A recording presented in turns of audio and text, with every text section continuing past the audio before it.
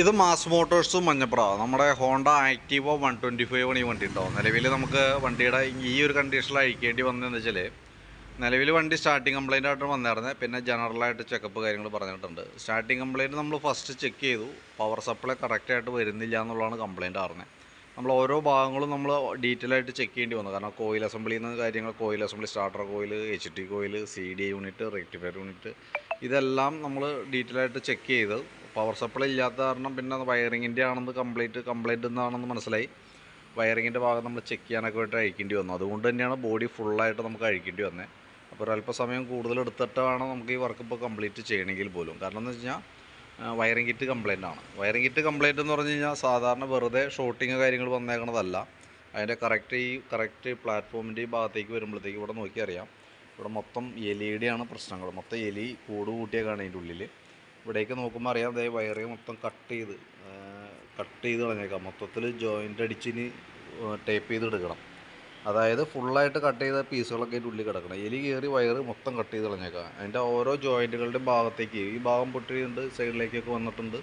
അപ്പോൾ അവിടെയൊക്കെ നമുക്കിനി കറക്റ്റ് ചെയ്ത് സോൾഡർ ചെയ്ത്, അത് കണക്ട് ചെയ്യുമ്പോൾ വെറുതെ പിരിച്ചു വെച്ചിട്ട് കാര്യം, പിരിച്ചു വെച്ചാൽ നമുക്ക് പിന്നീട് ഇത് ലൂസ് കോണ്ടാക്റ്റ് കാര്യങ്ങൾ വരും. അപ്പോൾ ഓരോ പോയിൻറ്റും നമ്മളെടുത്ത് സോൾഡർ ചെയ്ത് റീസെറ്റ് ആക്കിയിട്ട് വേണം ഓരോന്ന് സ്ലീവ് ഇട്ട് കൊടുത്തിട്ട് വേണം പിടിപ്പിക്കാനായിട്ട്.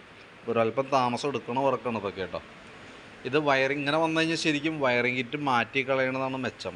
അതായിരിക്കും ലാഭം. കാരണം എന്ന് വെച്ചാൽ ഇതുമ്മ കൂടുതൽ സമയം ചിലവഴിക്കണേക്കാളും ഏറ്റവും ബെറ്റർ വയറിങ് കിറ്റും കിട്ടുമെന്നുണ്ടെങ്കിൽ മാറ്റുന്നതാണ്. പക്ഷേ ഈ മോഡൽ നമ്മൾ തപ്പി ഒരുവിധം അന്വേഷിച്ചു, ഒരു സ്ഥലത്തും കിട്ടാനില്ല.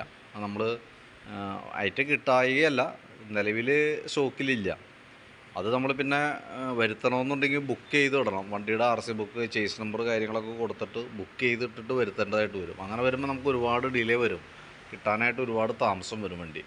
അപ്പോൾ തൽക്കാലം നമ്മളിപ്പോൾ ചെയ്യാനായിട്ട് പോകുന്നത്, ഇപ്പോൾ കട്ട് ചെയ്ത് കളഞ്ഞേക്കണ ഭാഗങ്ങൾ ഇവിടെ നിന്ന് തുടങ്ങി ജോയിൻ്റ് അടിച്ചിട്ട് സോൾഡറിങ് ചെയ്ത് ഓരോന്നിനും ഇൻസുലേഷൻ കൊടുത്തിട്ട് നമ്മൾ കയറ്റിയിടാം. അതായത് പിന്നീട് പെട്ടെന്ന് നമുക്ക് ഷോർട്ടിങ്ങോ കാര്യങ്ങളൊന്നും വരാത്ത രീതിയിൽ നമ്മൾ ചെയ്യാം. പക്ഷേ വീണ്ടും എലി ഇത് തന്നെ ചെയ്യണമെന്നുണ്ടെങ്കിൽ നമ്മൾ ചെയ്യണ പണി പഴുപണിയായിരിക്കും കേട്ടോ. അപ്പോൾ ഞാൻ അതിൻ്റെ ബാക്കിയത്തെ ഭാഗങ്ങളൊക്കെ ഒന്ന് ക്ലീൻ ചെയ്തതിന് ശേഷം സോൾഡറിങ്ങൊക്കെ ചെയ്ത് റീസെറ്റ് ആക്കാം. അതുകൊണ്ട് തന്നെ എല്ലാ പോയിൻറ്റുകളും നമ്മളിപ്പോൾ ചെക്ക് ചെയ്തിട്ടുണ്ട്. കാരണം എല്ലാ വയറിങ്ങിൻ്റെ എല്ലാ ഭാഗങ്ങളും കൂടി ചെക്ക് ചെയ്യാനും പറ്റിയ കൂട്ടത്തിക്കിടെ ലൂസ് കോണ്ടാക്റ്റ്, ക്ലാബ് കാര്യങ്ങളൊക്കെ ഉള്ളത് മൊത്തം ക്ലീൻ ചെയ്തു. കാരണം അത് എന്താ സംഭവം എന്ന് കവറിങ്ങിൻ്റെ ഉള്ളിലായതുകൊണ്ട് നമുക്ക് പ്രത്യക്ഷത്തിൽ കാണാൻ പറ്റില്ലല്ലോ. എന്നാൽ പോയിൻ്റ് നോക്കുമ്പോൾ എല്ലായിടത്തും ലൈൻ കോണ്ടാക്റ്റ് ആയിരുന്നു. ഒരൊറ്റ വയറാണ് നമുക്ക് സ്റ്റാർട്ടിങ്ങുമായി ബന്ധപ്പെട്ട ഒരൊറ്റ വയറാണ് പോയേക്കണേ.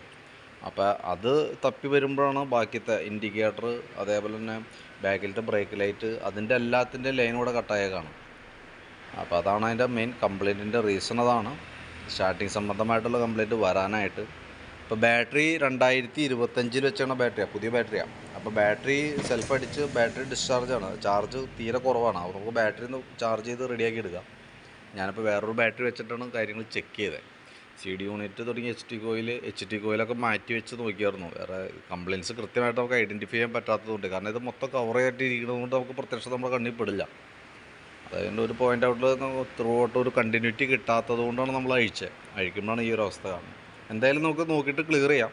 നമ്മളിപ്പോൾ വയറിംഗ് കിറ്റ് ഓർഡർ ചെയ്ത് വരാനായിട്ട് വെയിറ്റ് ചെയ്ത് നമുക്ക് ഒരുപാട് ഡിലേ വരും. ചിലപ്പോൾ 1-2 ആഴ്ച വെക്കേണ്ടതായിട്ട് വരും. അപ്പോൾ അതിനും പകരം നമുക്കിപ്പോൾ ഈ പറഞ്ഞ രീതിക്കടെ സോൾഡർ ചെയ്ത് നമ്മൾ ചെയ്യുന്നത് നീറ്റായിട്ട് തന്നെ ചെയ്യാം. നമുക്ക് ഷോർട്ടിങ്ങോ കാര്യങ്ങളൊക്കെ വരാത്ത ഓരോ വയറിനും സെപ്പറേറ്റ് ഇൻസുലേറ്ററൊക്കെ കൊടുത്തിട്ട് സ്ലീവൊക്കെ കൊടുത്ത് നമുക്ക് ചെയ്യാം. അത് പ്രോബ്ലം ഇല്ല കേട്ടോ. അതൊക്കെ നീറ്റായിട്ട് തന്നെ ക്ലിയർ ചെയ്ത് തരാം, പിന്നീട് ഷോർട്ടിങ്ങോ അങ്ങനത്തെ പ്രശ്നം വരാതിരിക്കാനായിട്ട്. അപ്പോൾ അതാണ് സ്റ്റാർട്ടിങ് സംബന്ധമായിട്ട് വന്നേക്കണ കംപ്ലയിൻറ്റ്. വയറിങ് കട്ടായേക്കണ കൊണ്ടാണ് സ്റ്റാർട്ട് ആവാഞ്ഞതിൻ്റെ റീസൺ.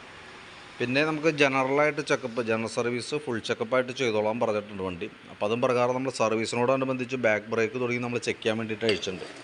ബ്രേക്ക് ലൈനർ നമുക്ക് ഇതുമ്പോൾ കിടക്കുന്നത് കമ്പനി ലൈനറൊക്കെ തന്നെയാണ്, അത്യാവശ്യം ഉപയോഗിക്കാനുണ്ട്. അപ്പോൾ ബ്രേക്ക് ക്യാമൊക്കെ ഒന്ന് അഴിച്ച് ഗ്രീസ് ചെയ്ത് നമുക്ക് റീസെറ്റ് ആക്കാം. പിന്നെ അതേപോലെ ബാക്ക് വീൽ പിടിപ്പിക്കുന്നത് ഈ ഒരു ഷാഫ്റ്റുമാണ്. അതിൻ്റെ ബെയറിങ്ങിൻ്റെയൊക്കെ പ്ലേ നമ്മൾ ചെക്ക് ചെയ്തു. നിലവിൽ വേറെ കംപ്ലയിൻ്റ് ഒന്നുമില്ല. ബാക്കിലത്തെ ഗിയർ ബോക്സിൽ ഓയിൽ നമ്മൾ നോക്കി. ഓയിൽ നോക്കുമ്പോൾ ഇതിനകത്ത് ലെവൽ കാര്യങ്ങളില്ല, ലെവൽ കാണുന്നില്ല. അപ്പോൾ എന്തായാലും നമുക്കത് ഗിയർ ഓയിൽ ചേഞ്ച് ചെയ്തിടാം. കാരണം എന്ന് വെച്ചാൽ ശരിക്കും 120 മില്ലി ഓയിലാണ് ഇതിനകത്ത് വന്നത്. അത് നമ്മൾ കറക്റ്റായിട്ട് മെയിൻറ്റെയിൻ ചെയ്തോളണം. പിന്നെ അതേപോലെ നമ്മളതിൻ്റെ എയർ ഫിൽറ്ററുടെ ഭാഗമൊക്കെ നമ്മൾ ചെക്ക് ചെയ്യാൻ വേണ്ടിയിട്ട് അഴിച്ചാണ്. അപ്പോൾ പൊടി കയറിയിട്ട് അത്യാവശ്യം ബ്ലോക്കാണ് എയർ ഫിൽറ്റർ. അപ്പോൾ തീരെ മോശമെന്ന് പറയാൻ പറ്റില്ല, ഇടയ്ക്ക് എപ്പോഴും മാറ്റിയേക്കണതാണ്. നിലവിൽ കിടക്കുന്നത് കമ്പനി ഫിൽറ്ററൊക്കെ തന്നെയാണ് കേട്ടോ. അപ്പോൾ മാറ്റിയിടണമെങ്കിൽ കുറച്ചുകൂടി നമുക്ക് വണ്ടിയുടെ മൈലേജിനൊക്കെ കുറച്ചുകൂടി ഗുണം കിട്ടാൻ മാറ്റിയിട്ട് കഴിഞ്ഞാൽ കുറച്ചുകൂടി പെർഫെക്ഷൻ കിട്ടും, പെർഫോമൻസും കിട്ടും. പിന്നെ നമ്മൾ സർവീസിനോടനുബന്ധിച്ച് ക്ലച്ച് സൈഡ് നമ്മൾ അഴിച്ചിട്ടുണ്ട്. ക്ലച്ച് കമ്പൽസറി ആയിട്ട് ഗ്രീസിങ് ചെയ്യേണ്ട ഒരു ഭാഗമാണ്.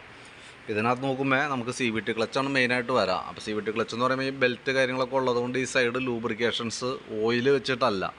അപ്പോൾ നമ്മളത് അഴിച്ച് നോക്കിയിട്ട് ആവശ്യമായ വീലുകൾ നമ്മൾ ഗ്രീസിങ് നടത്തി വിടണം.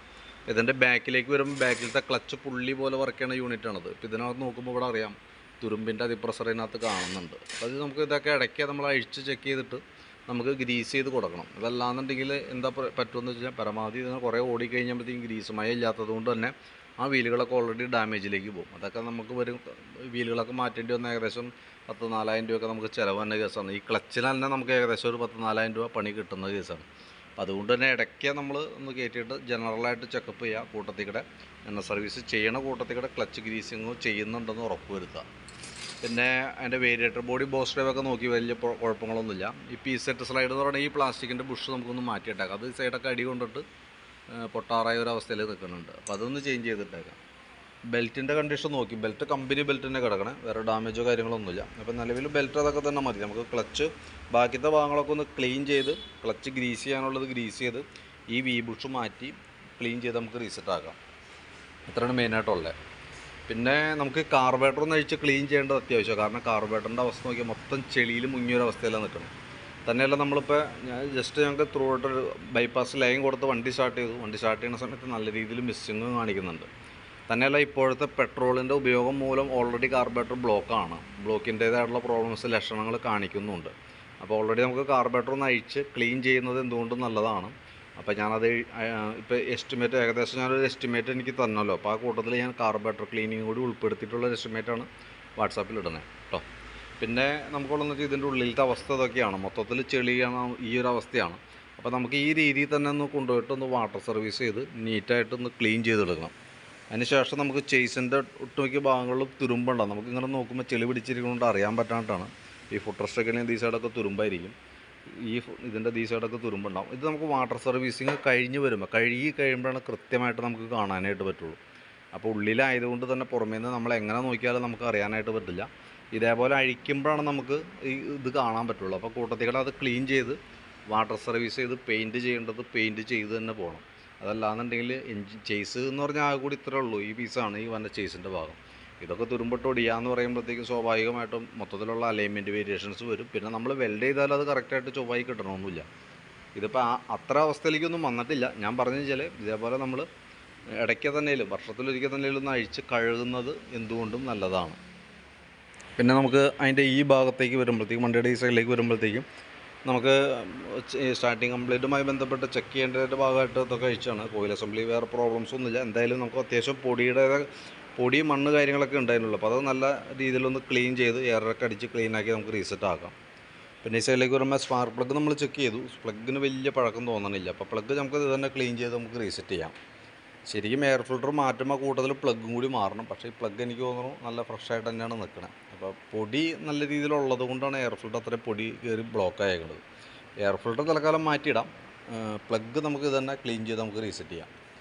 പിന്നെ നമ്മൾ ഫ്രണ്ട് ഭാഗത്തേക്ക് വരുമ്പോഴത്തേക്കും ഫ്രണ്ട് വീലും കൂടി നമ്മൾ അഴിക്കും. ഇപ്പോൾ ഞാൻ ബാക്ക് വീൽ അഴിച്ച് നിർത്തിയേക്കണതുകൊണ്ടാണ് അത് കംപ്ലീറ്റ് ആ വർക്ക് കംപ്ലീറ്റ് ചെയ്തതിന് ശേഷം നമ്മൾ ഫ്രണ്ട് വീലും കൂടി അഴിച്ചിട്ട് അതിൻ്റെ ബ്രേക്ക് ക്യാമൊക്കെ ഒന്ന് അഴിച്ച് ഗ്രീസ് ചെയ്തിടും. അതേപോലെ തന്നെ ബ്രേക്ക് കേബിളുകളൊക്കെ ഒന്ന് ചെക്ക് ചെയ്യും. ബ്രേക്ക് കേബിൾ നല്ല കംപ്ലൈൻറ്റ് ഒന്നുമില്ല.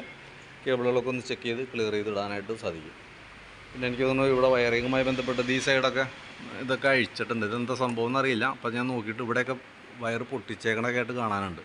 അപ്പോൾ അതൊക്കെ ഒന്ന് ഇൻസുലേറ്റ് ചെയ്തിട്ട് കറക്റ്റ് എങ്ങനെയായിരുന്നു ആ രീതിയിലേക്ക് തന്നെ നമ്മൾ പിടിപ്പിക്കാം. ഈ സൈഡൊക്കെ പൊട്ടിച്ചിട്ടുണ്ട്. അത് എനിക്ക് തോന്നുന്നു സ്റ്റാർട്ടിങ് സംബന്ധമായിട്ട് അതിൻ്റെ പവർ സപ്ലൈ ചെക്ക് ചെയ്യാൻ വേണ്ടിയിട്ട് പൊട്ടിച്ചായിരിക്കാം. അപ്പോൾ നിലവിൽ കുഴപ്പമൊന്നുമില്ല. ഞാനത് കറക്റ്റ് ആക്കിയിട്ട് ഇൻസുലേഷൻ കൊടുത്ത് കറക്റ്റ് ചെയ്തിട്ട് എങ്ങനെയായിരുന്നു ഇരുന്നത് ആ രീതിയിൽ തന്നെ നമ്മൾ സെറ്റ് ആക്കിയേക്കാം കേട്ടോ. അപ്പോൾ ഏകദേശം ഇതൊക്കെയാണ് നിലവിലത്തെ അവസ്ഥ. സ്റ്റാർട്ടിങ് സംബന്ധമായിട്ടുള്ള കംപ്ലൈൻറ്റിൻ്റെ കാരണം എലിക്കൂട്ടനാണ്. എലിക്കൂട്ടൻ തന്നേക്കണ പണിയാണ് നമുക്ക് കിട്ടിയാണ് പണി. പിന്നെ നമുക്ക് ഒന്ന് ഈ സൈഡ് ഫ്ലാപ്പൊക്കെ ഒന്ന് കട്ടായി പോയിട്ടുണ്ട്. അതുകൊണ്ടാണ് ഇത്രയും ചെളീൻ്റെ ഉള്ളിലേക്ക് കയറി വരാം. അപ്പോൾ ഇത് വാട്ടർ സർവീസൊക്കെ കഴിഞ്ഞതിന് ശേഷം നമുക്കൊരു റബ്ബറിൻ്റെ ട്യൂബ് വെച്ചിട്ടൊരു ഫ്ലാപ്പ് ഉണ്ടാക്കി ഈ സൈഡിൽ ചെളി കയറാത്ത രീതിയിലേക്ക് ഒന്ന് സെറ്റാക്കി വെച്ചേക്കാം കേട്ടോ. അപ്പോൾ ഇതൊക്കെയാണ് അവസ്ഥ.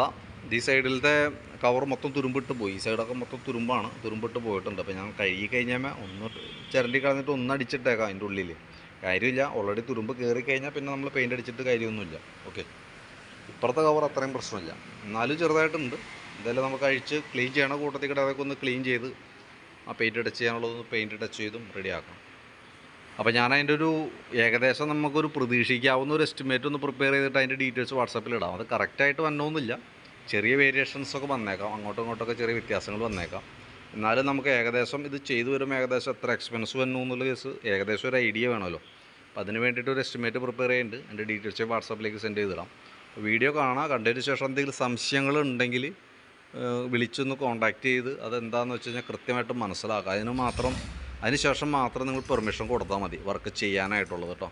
അത് എന്തെങ്കിലും സംശയങ്ങളുണ്ടെങ്കിൽ അത് കൃത്യമായിട്ട് ആ ഫോൺ നമ്പറിൽ വിളിച്ച് നമുക്കതിൻ്റെ ആ സംശയങ്ങളൊന്ന് ദൂരീകരിച്ചതിന് ശേഷം മാത്രം നമുക്കതിൻ്റെ പെർമിഷന് വേണ്ടിയിട്ട് കൊടുക്കാം. കാരണം എസ്റ്റിമേറ്റൊക്കെ കമ്പയർ ചെയ്ത് നോക്കാം, അതിന് ശേഷം മാത്രം പെർമിഷൻ കൊടുത്താൽ മതി കേട്ടോ. പെർമിഷൻ കൊടുത്തു കഴിഞ്ഞിട്ടാണ് ബാക്കിയത്തെ വർക്ക് ഞങ്ങൾ കണ്ടിന്യൂ ചെയ്യുള്ളൂ.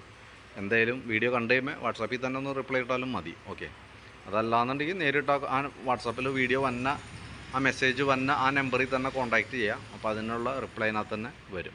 എന്തായാലും ഇനിയിപ്പോൾ തിങ്കളാഴ്ച റിപ്ലൈ ചെയ്താൽ മതി. കാരണം തിങ്കളാഴ്ച ഞാനിപ്പോൾ ഇന്ന് നൈറ്റ് നിന്നിട്ടാണ് ബാക്കിയത്തെ വർക്കുകൾ ചെയ്യണത്.